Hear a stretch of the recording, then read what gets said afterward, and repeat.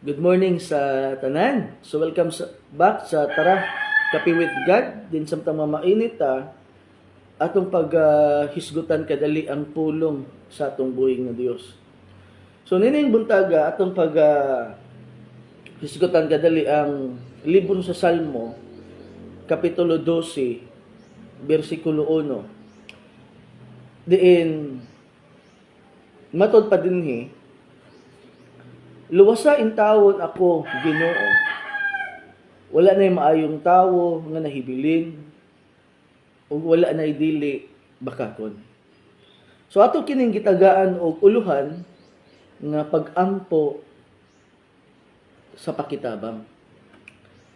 Nakasulay na ba mo nga mag-ampo mo sa Ginoo nga luwason mo niya? O nakasulay na ba mo nga nag-ampo mo sa Ginoo nga nangayo mo kaniya og pakitabang? So matod pa din sa verse 1, luwasa in tawon ako, Ginoo. Dinhi atong makita nga nag-ampo siya sa Ginoo alang sa iyang kaluwasan. So dinhi atong makita nga diin ang salmista ang nagsulat niini. Nag-ampo siya sa Ginoo og pakitabang.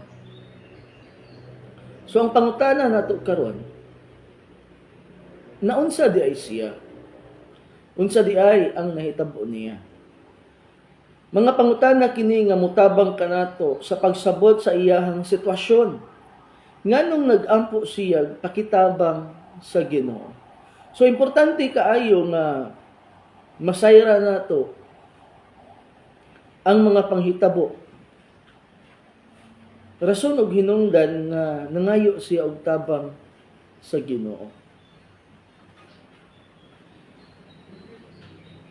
Unang makita nato dinhi, matud pa niya, wala na'y maayong tao nga nahibilin. Nakita niya nga ang mga tao wala na'y kahadlok sa Ginoo. Natural nga mahadlok siya kay ang mga tao wala magkinabuhi o magbuhat sumala sa katarong, sa hustisya o kaangayan. Sa ato pa, wala na sila magtuman sa balaod. So ang problema niini kung ang katawhan wala na nahisubay sa kaangayan ang ilang panguna-una, ang ilang mga binuhatan. Nakita kini sa maong salmista o sa maong magsusulat, og ang iyang gibuhat, miduol siya sa Ginoo alang sa panabang. Ang ikaduhang rason nga makita nato dinhi nganong nangayo siya og panabang sa Ginoo, tungod kay matod pa niya, og wala nay dili bakakon. So dunay duha ka rason nganong nangayo siya tabang sa Ginoo. Una, wala nay maayong tawo nga nahibilin. Sa ato pa nakita niya sa iyang palibot nga ang mga tawo mga daotana. Munay unang rason nga nangayo siya tabang sa Ginoo. Ikaduhang rason nga nangayo siya tabang sa Ginoo tungod kay matod pa niya wala nay dili bakakon. Sa to pa ang mga tao sa iyang palibot sumala siyang nakita kanunay nga nagtud-an og dili tinuod. Muni siya kuyaw kayo. Nakasulay na ba mo ana nga diin ang mga tao nagsulti og dili tinuod mahitungod kanimo? Hinumdum ko sa una nga dunay mga tao nga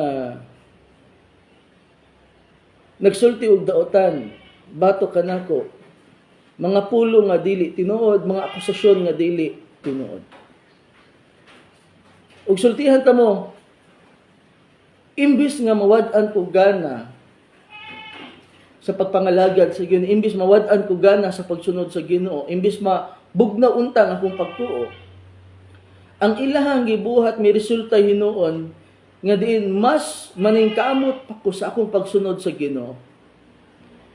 ang ilahang gibuhat nga mga pag-akusar kanako, ang ilang gibuhat nga mga pagpakaulaw, may resulta hinoon nga mas muinit pa ko sa akong pagsunod sa Ginoo. So wala sila nilampos sa ilang tuyo. Kaya ang mga tao manggod, once nga i-discourage kanila, pinaagi sa pagpasangil ug mga dili maayong buhat, ang gusto nilang mahitabo nga moundang ka sa imong pagsunod sa Ginoo. Nga madiskurahi ka ug mawad-ag gana. So wala sila nilampos. Failure sila. Ang sakit diha, wala na gani sila mulampos sa daotan nilang toyo. Manubag pa sila sa Ginoo sa ilahang gibuhat. So matud pa sa ikaduha nato nakita dinhi nga diin wala nay dili bakakon. Nakita niya nga lahi ang ilahang istorya sa ilahang gipangbuhat. Ang peligro ni ini kung ang namunuan sa ilahang lungsod o nasod ang gabuhat ni ini. Muni siya kuyaw kay mga igsoon. Kung ang mga pangulo nato sa panggobyerno o kaha, ang mga pangulo nato diya sulod sa simbahan, wala na magtug-an sa tinuod. Ang ilahang gisulti lahi sa mga buhat nga ilahang gipakita. Mao ni siya peligro kaayo.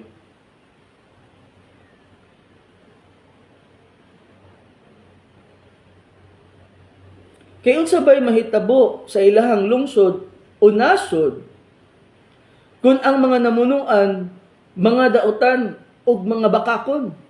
Amo ni ang pangutana nga nindot kay mga igsoon. Unsa bay mahitabo sa usa ka nasod? Sa usa ka lungsod kung ang mga namunuan, mga daotan. Kung ang mga namunuan, mga bakakon. Kung imong tan-awon ang nasod sa Israel kaniadto, nganong gitugutan sa Dios nga mabuntog sila sa ilang kaaway tungod kay gipili nila nga magkinabuhi silang daotan. Ilang gisalikway ang Dios. Muna siya kuyaw iso. Ang mahitabo kung ang mga namunuan sa usa ka lungsod, usa ka nasod, mga daotan o mga bakakon, maguba kini og magunob. So muna siya future nga mahitabo.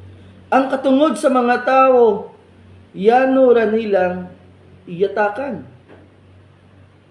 Ang mga inosente, yano ra nilang abusaran, daog-daogon.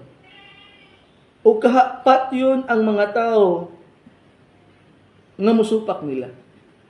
Nakita ba ninyo nga ang akong gisulti common nga nahitabo sa atong panahon karon? Nga kung ang mangulo gani sa usa ka lungsod, sa usa ka probinsya, sa usa ka nasod, daotan, ug dili mutug-an sa tinuod, unsay mahitabo? Naa ang kagubot, naa ang patay. Ug mao ni ang nakita sa tagsulat, mao ni ang nakita sa nagsulat sa Salmo kapitulo 12 bersikulo 1, rason og hinungdan nga nangayo siya tabang sa Ginoo.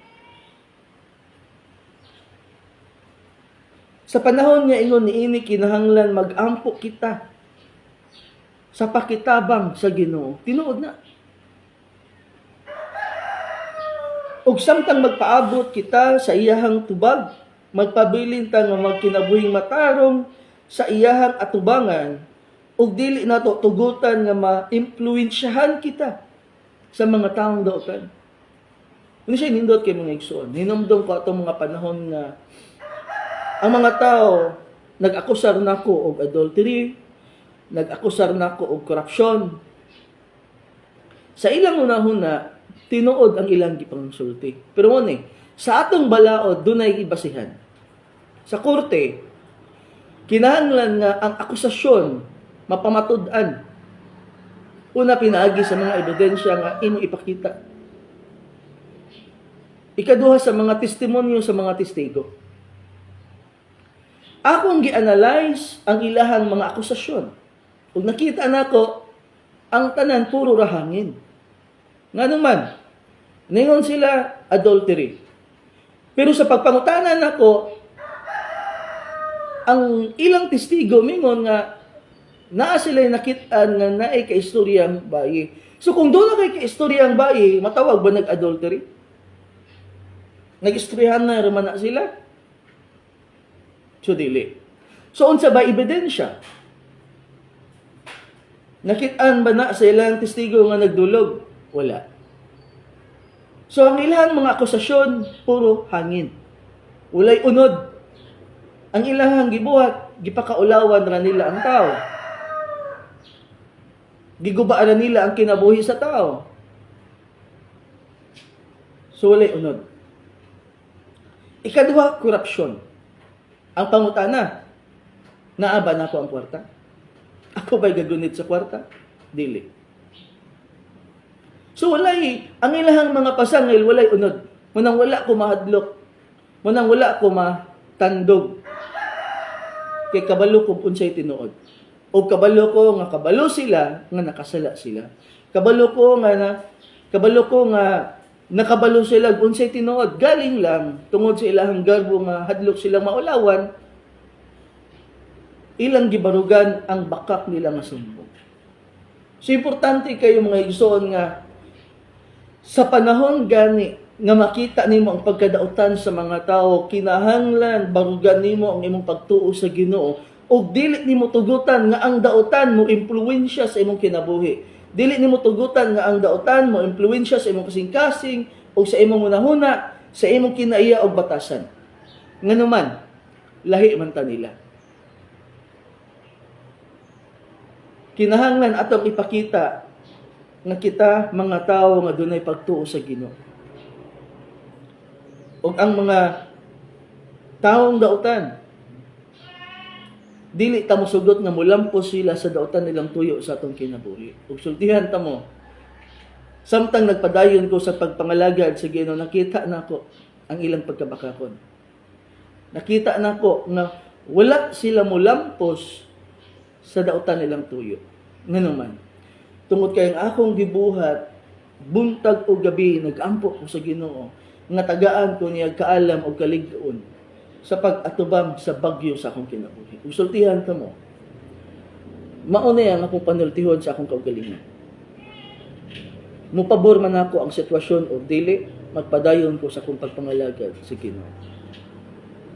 Kay gitawag ko sa Ginoo sa pagpangalagad niya, dili aron sa paglipay o sa pag-entertain sa mga tao. So nga akong pagdasig alang kaning tanan ining butaga, sa panahon nga makita ninyo ang pagkadautan sa mga tao, palihog lang.